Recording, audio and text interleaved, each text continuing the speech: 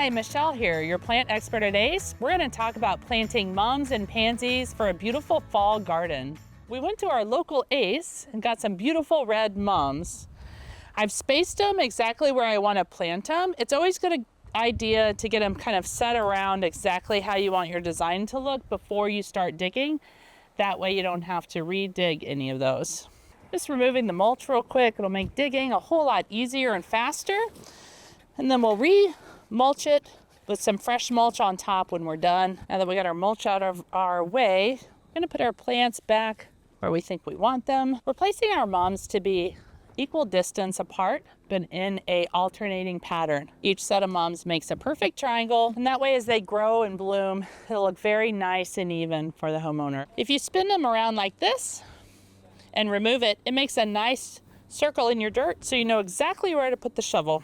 Now that we've got our hole dug out, we're gonna take our mum, we're gonna squeeze the outside of the pot. I like to put my fingers right inside the mum there, just to support it when I flip it upside down.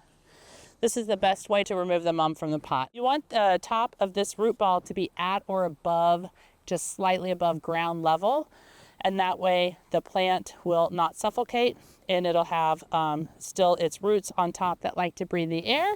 We're gonna still allow them to do that. So we're gonna gently set it in our hole, make sure we have the prettiest side facing forward, and then we're gonna backfill gently. If we have any clumps of dirt like this, we just wanna crush those in our hand so we have nice, fine dirt that we're backfilling with. You don't want there to be any air spaces around the root ball.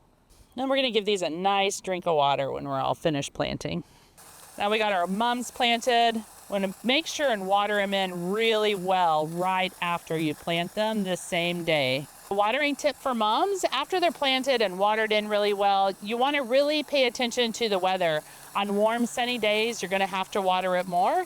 And if it's already raining a little bit, you probably have to water them a little bit less. They need to be watered every 2 to 3 days. We got our fall garden all planted. Now see what it looks like in a couple of weeks. It'll be really blooming and popping with color.